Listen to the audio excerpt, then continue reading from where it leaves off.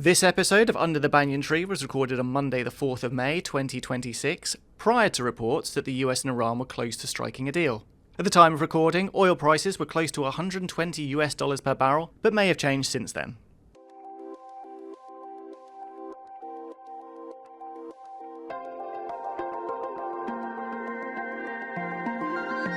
Welcome to Under the Banyan Tree, where we put Asian markets and economics in context. I'm Herald van der Linde, head of Asia Equity Strategy at HSBC. And I'm Fred Newman, Chief Asia Economist. Now, if you ask the two of us for a window on the world right now, you're probably going to be left with mixed emotions. On the one hand, you have the economists fearing the worst. And on the other hand, you have the equity guy watching markets hitting record highs and investors feeling pretty good about themselves. So the question is, how do these two realities exist at once? And which one should you actually believe? It's a classic macro versus stocks debate here under the Banyan Tree, and I feel like we've both got a lot to say. Let's get to it.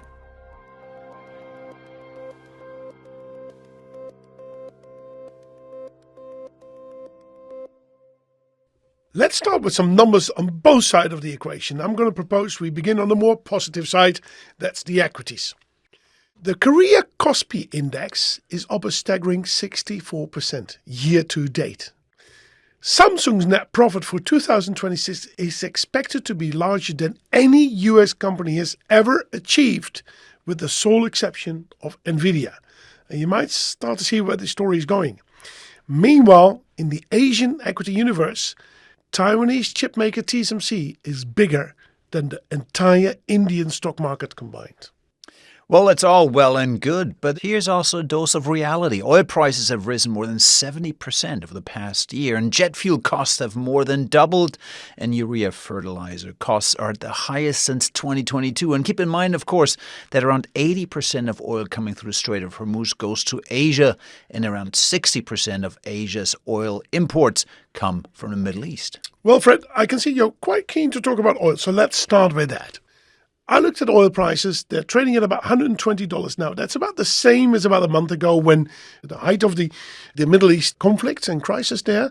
That must keep you awake at night. It certainly keeps us on the economic side awake at night. And, 120 oil is not even the true story here. We are looking at a major dislocation in global energy markets. You're looking at jet fuel prices having shot up much more than what $120 oil implies. Flights cancellation. We have diesel shortages in many places. Gasoline is more expensive.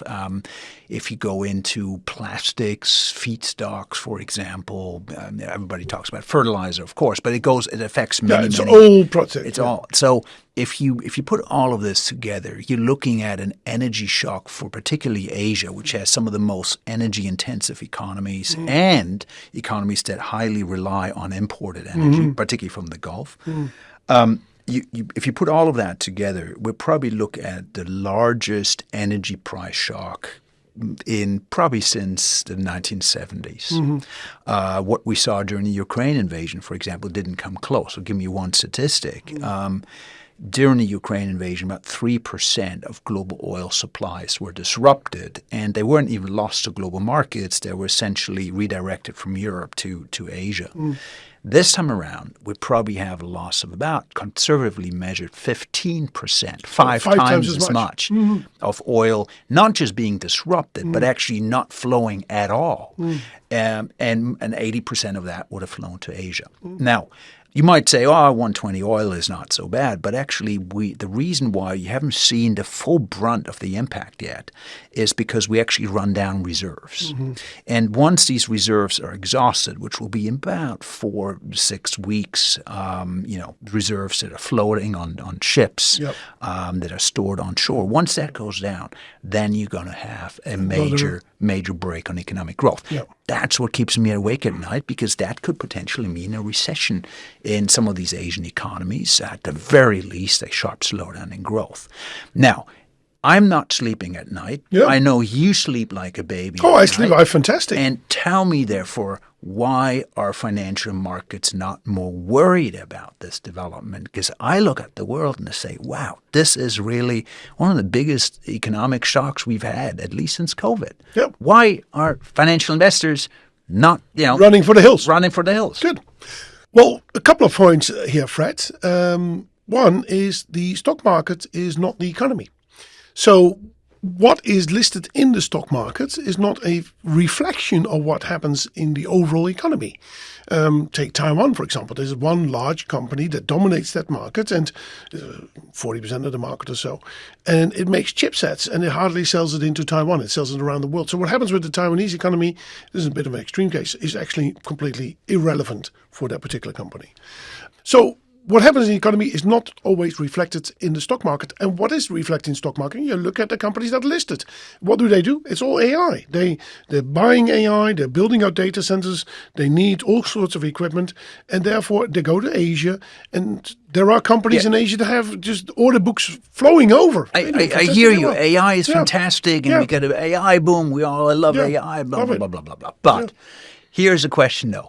At some point, we live in one economy, right? And at some point, if there is no money around to, download an app, if energy is becoming more expensive, it will also impact your AI companies, wouldn't it? So you can't completely divorce yourself what's going on in terms of this major shock. And the second one is, not every economy produces AI chips, right? There are economies that just don't have that. Why are we not seeing, a broader adjustment, at least in those parts of the financial markets, which are not exposed to AI? It seems like everybody's doing, a happy dance at the moment. Yeah. Well, two things on this. First of all, people buy, let's say, an AI app, and they sign up, and it costs them, I'm just making up a number, $100. But they have a budget. They're not making more money, so they got to cut it somewhere else. So they say, well, let's not eat bananas, or let's cut down on the groceries, right? So in the economy, you have that consumption shifts to AI away from groceries.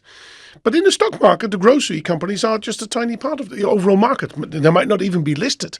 So for the stock market, it still means that the companies that are listed doing pretty okay. The companies that are not doing very well, grocery stores in this example, well, they're not on the stock market. I understand. So I get that. If you talk about Korea and Taiwan, they have large, dominant AI hardware companies, but certainly other markets don't have that. So it doesn't apply to every market. No. But the other thing also is, again, AI hardware, the AI boom exists in an ecosystem. For example, if we get higher inflation, almost seems certain we're going to get higher inflation. Already the first numbers are coming through, not just because of energy, but because of food and everything else.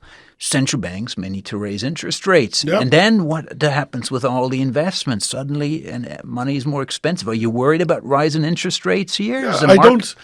For markets, high interest rates is definitely not good. And actually, markets have priced that into a little bit of that, right? I mean, we've seen bond yields rising, bond yields being the market price of interest rates, what they expect central banks to do. And they said, there's now a possibility that these interest rates move higher. So that's a negative for market.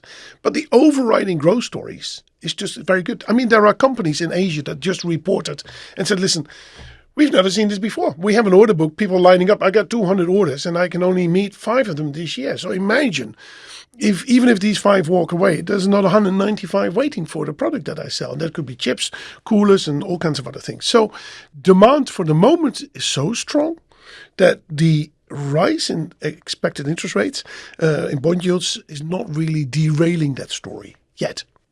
But then again, that suggests that investors are really looking past the impact of the Gulf War. And traditionally, we thought of this as being very negative economic growth and financial markets. This time, for reason of AI, et cetera, you're saying, well, we're looking past that and interest rates don't matter as much. But here's my suspicion, my question for you. Go ahead. We've had a number of shocks in recent years, and we bounced back from these shocks, right? There was COVID-19, there was Ukraine, there was even 2008 interest rate shocks, we had tariff shocks, we had Brexit. I mean, we had all these shocks, and markets sold off briefly and immediately rallied again. And so I kind of wonder if you're a young trader and you've been in this market for maybe 5-10 years, you've only ever seen a crisis as a buying opportunity. Yep. Now, I don't want to date myself. I'm a little bit older. I've seen crises that last a little bit longer and cut a lot deeper. Is there a risk that kind of because of the resilience in recent years that ultimately investors are taking on more risk and maybe discounting some of the impact that's coming through? Okay, here I'm going to agree a little bit with you. But before I'm going to do that, I do think actually what we buy with if you buy stocks and you buy therefore a firm, you buy the management of these companies, the combined management, not just the CEO, but everybody in there. You buy human ingenuity. That sounds a little bit philosophical, but these companies, they of course sit down and say, hey, oil price has gone up. This is how it's happening. We need to adjust our businesses. And it's very often these larger companies that can more easily adjust to the changes in reality, right? So they adjust. So that's one thing. But you are right. We've had a bull market in equities for the last 25, 30 years, since say 2000. Stock markets have gone up. Of course, we've had our resets and stuff, but they've done very, very well. And one of the reasons for that is that interest rates have come down. Bond yields are hovering around 4%. A couple of years ago, they were hovering below 1%. So there's plenty of room to go further lower. But you are right. If we come to a situation whereby growth is not good and bond yields are low, we can't really cut them, then you have a real problem in markets, because that bond yields can only go up and your growth is not going up, it's going down. Then that's both negative. Yeah, of course. But the counter argument would be that we're used to 15, 20, 25 years of deflation, of disinflation, of inflation coming lower and lower and lower. And we could be an inflection point here. We could be. Because U.S. inflation hasn't gone that much lower. We're still well above the Fed's target across Asia, with the exception of mainland China. Inflation is back. Right. Japan is back into inflation. They're well above the inflation target. So something has changed on inflation, which means something could change on interest rates, and that would be a headwind for equity markets. Yeah. Insofar, for example, we do have a fantastic growth story at the moment. That's the AI story. But were that not to be the case, then that would be a problem, and then probably my nights would be a little bit more kind of sleepless as well. But that's at the moment not really the case yet. But that's something that could emerge over time. That's why we need to keep an eye on that.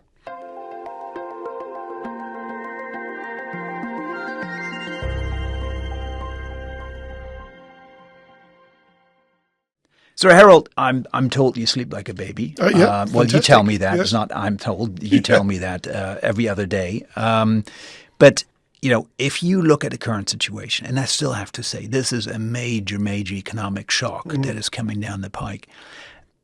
What do you think could trigger a sharper market correction? What keeps you awake at night? What's the risk here? Yeah, so ultimately, I always go back. It's growth of the companies that are listed, and it's what happens with interest rates. So at the moment, the growth is really good. The interest rate story is so-so, but the growth story is good. But if we have a negative growth story and a negative interest rate story, that's not good for markets. And if that prolongs over a long period in time, then you get something like 70s. Markets don't really go anywhere. What could cause that? Well, if, for example, the investment boom starts to slow down and you get what you talked about, that the economies are going to weaken, we're going into a recession. Meanwhile, central bankers cannot cut interest rates because inflation is still very high. They have a mandate to make sure that it doesn't go higher, so they keep interest rates high. Yeah, then you go on both of these factors in the wrong direction for the market. I would probably still sleep okay, but that would cause worries. And if that would be for a prolonged period in time, that's one worry. Another worry is that there's a lot of people who want to participate, and everybody goes in, and there will be people that borrow in order to participate in this rally. And if that then turns at some point in time, you'll find very often that people have borrowed too much on too high expectations. And then everything goes into reverse. So we need to keep an eye on that. Also, who plays in that market? You see some of the regulators already making noise and says, we got to be careful with this rally, and be careful if you trade on margin, as we call it, if you borrow and these sort of things. Yeah, that's something we need to keep an eye on. Well, Herald, in case then it comes to sleepless nights, then my recommendation would be just open the economics textbook and you'll sleep like a baby. You'll sleep like a baby. I'll keep that advice in mind. Well, ladies and gents, the two of us could happily go back and forth all day, but it's all we've got time for on today's show. Under the Banyan Tree is available wherever you get your podcasts, right alongside the macro brief, also from HSBC Global Investment Research. Thanks as always for joining. From the two of us and our producer Graham here in Hong Kong, it's bye for now.